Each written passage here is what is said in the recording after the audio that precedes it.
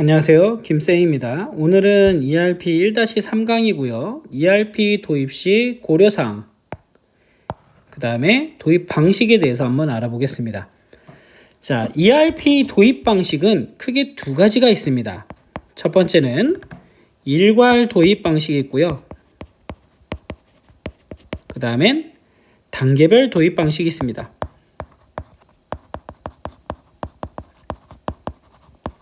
자, 우리가 부를 때 일괄 도입 방식을 빅뱅 방식이라 불러요. 빅뱅 방식. 그 다음에 단계별 도입은 스텝 바이 스텝. 한글로 적긴 했는데 스텝 바이 스텝 이렇게 얘기합니다.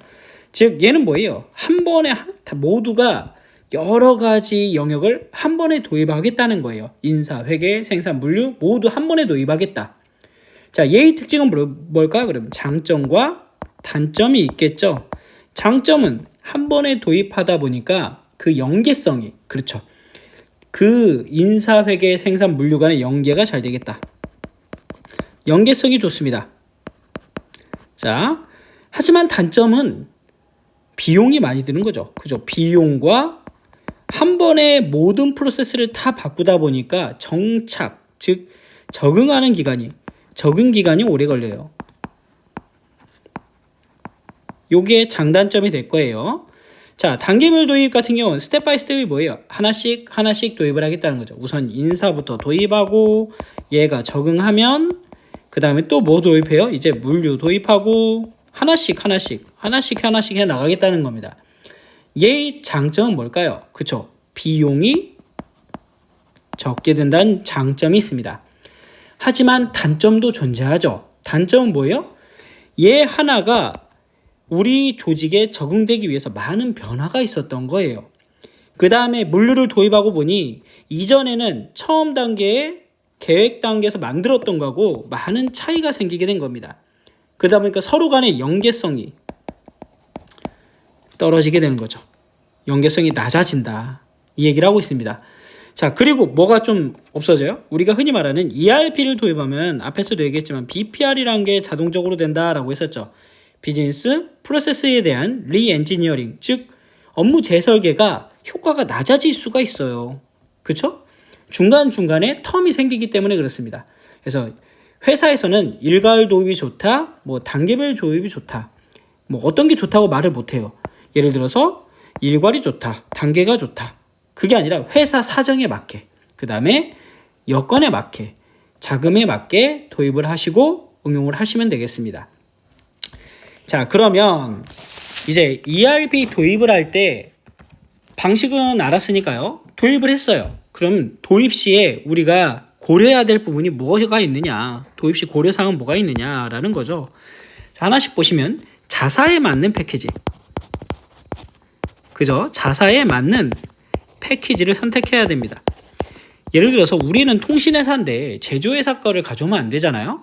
그리고 우리 회사에 맞는 적합한 내용이 들어가 있는 메뉴로 설정이 되어 있는 걸 가져와야 최소한 커스터마이징을 할 수 있다는 얘기입니다.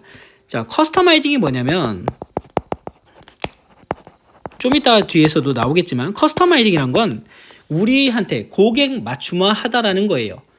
그래서 주문 제작한다는 얘기죠. 그래서 우리한테 맞추는 건데 이게 많아지면 많아질수록 비용과 시간과 노력이 많이 들어갑니다. 그렇기 때문에 될 수 있으면 우리한테 맞는 패키지를 먼저 선정하는 게 제일 중요하다. 그 다음에 두 번째는 뭐예요? 그쵸? TF팀을 잘 꾸려야 되겠다. 그럼 당연히 엘리트 사원으로 꾸려야 되겠죠? 자, 이게 지금 우리는 말을 되게 쉽게 하지만 이 TF팀이라는 게 뭐냐면 태스크포스 팀이라는 거예요. 특수임무 전담팀이라는 얘기죠. 어느 한 분야에 되게 잘하는 사람만, 유능한 인재들을 뽑아가지고 사원을 ERP 도입하는 부서를 꾸려야 된다는 얘기인데, 그쵸, 기존에 있는 부서들에서 잘 안 보내주려 하겠죠. 왜냐하면 뛰어난 사람들이니까. 그래도 이 TF팀을 잘 구성해야 된다. 안 그러면, 그렇죠, 만약에 실력이 좀 낮은 사람들이 들어왔어요. 그러면 오히려 도입도 하기 전에 이게 추진이 안 되는 일이 벌어집니다.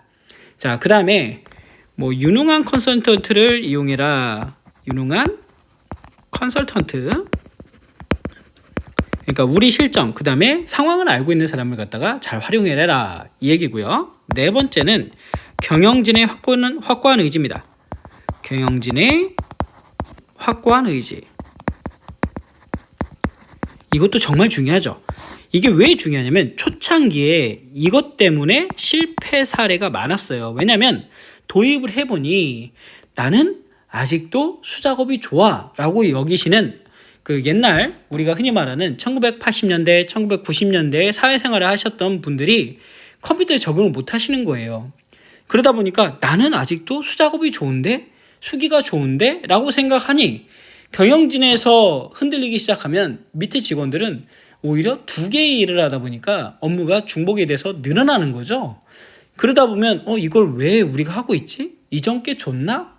라고 생각을 하다 보니까 오히려 다시 되돌아가는 경우가 많이 있었어요. 그래서 경영진이 안 된다.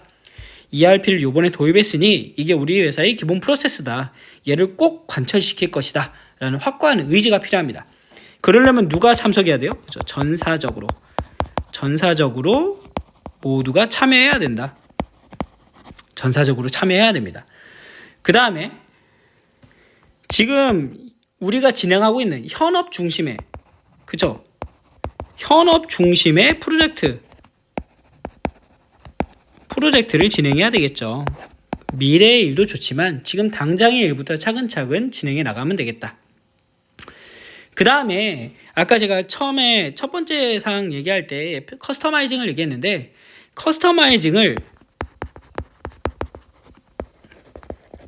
최소화하는 게 좋습니다.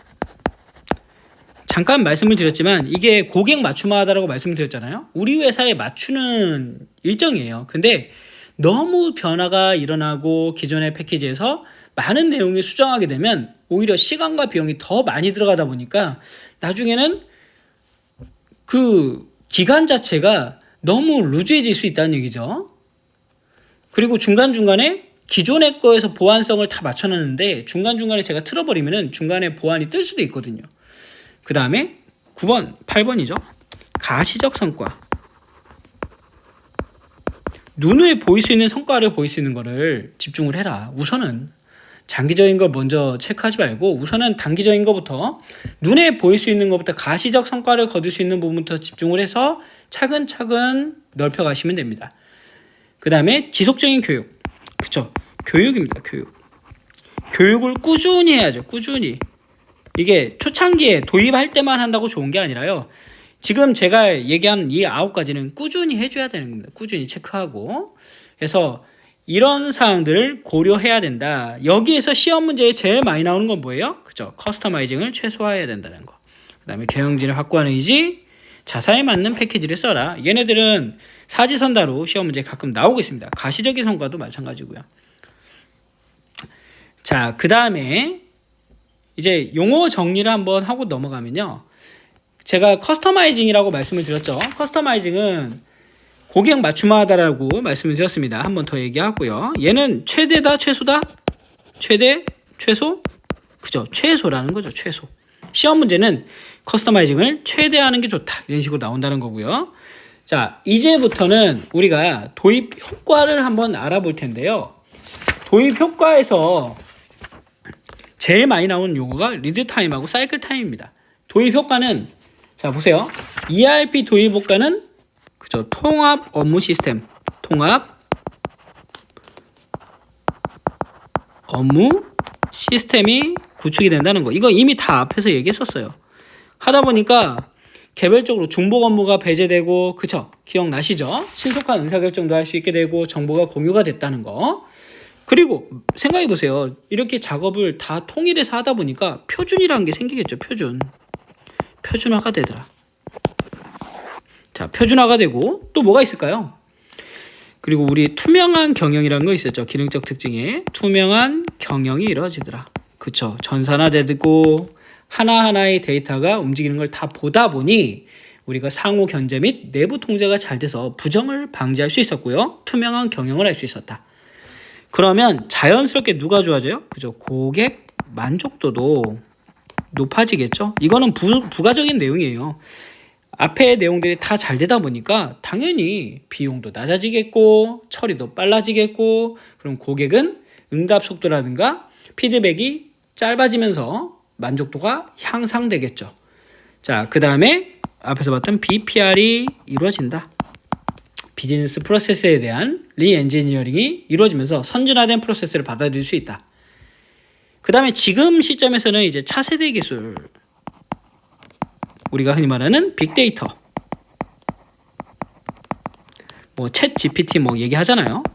그 다음에 클라우드 서비스 얘기하고요. 그런 것들이 다 여기에 ERP에 접목이 된다는 겁니다.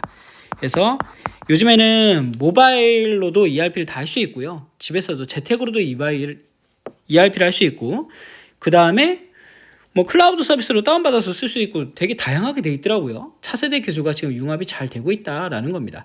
그 다음에 중요한 게 뭐냐면 시험 문제는 얘가 제일 많이 나와요. 리드 타임은 감소하게 되고요. 사이클 타임은 단축하게 됩니다. 얘네들이 생각해 보세요.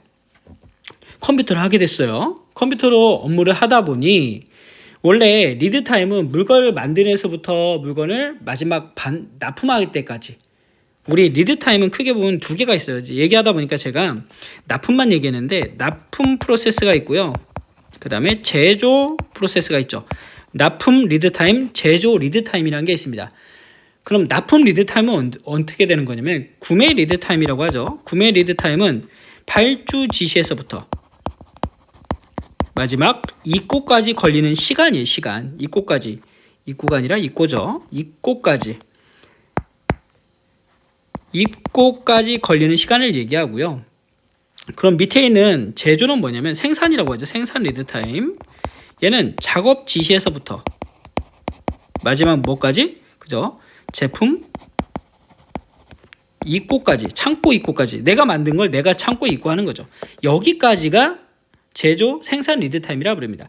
얘네들은 당연히 전산화되다 보니까 시간이 줄어들었겠죠. 감소하게 된 겁니다. 원가 절감, 납기 단축, 효율성을 증대시킬 수 있어졌다 라고 하는 거고요.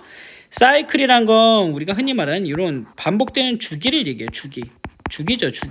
일정한 기간을 두고 똑같은 일이 반복되는 걸 우리가 주기라고 부르는데 그걸 사이클이라 불러요. 얘도 마찬가지예요.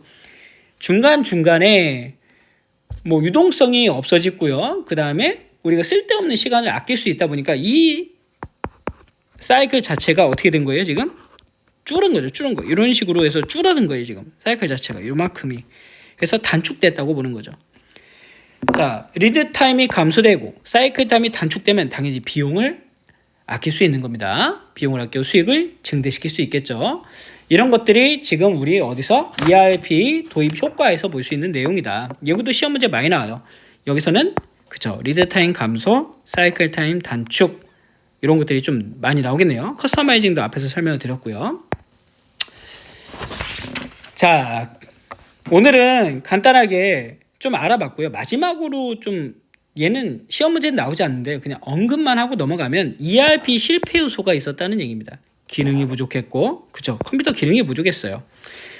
다룰 수 있는 자질이 부족했고, 그 다음에 사용자의 능력이 부족했고, 사용하는 사람이 또 배우지 못했네요. 교육이 안 됐다는 얘기죠. 교육이. 아까 그래서 교육을 꾸준히 해줘야 된다는 얘기가 그래서 나오는 얘기예요. 그리고 기업 자체, 그죠? 우리가 흔히 말하는 사장님들이죠. 기업을 운영하시는 분들이 경영진의 확고한 의지가 부족했다. 과거에는. 그래서 많이 실패했다라는 건데, 얘도 한 2016년, 17년? 그때까지는 시험 문제 가끔 나왔었던 것 같더라고요. 근데 최근에는 나오지 않고요. 그냥 참고로만 봐주시면 될 것 같습니다.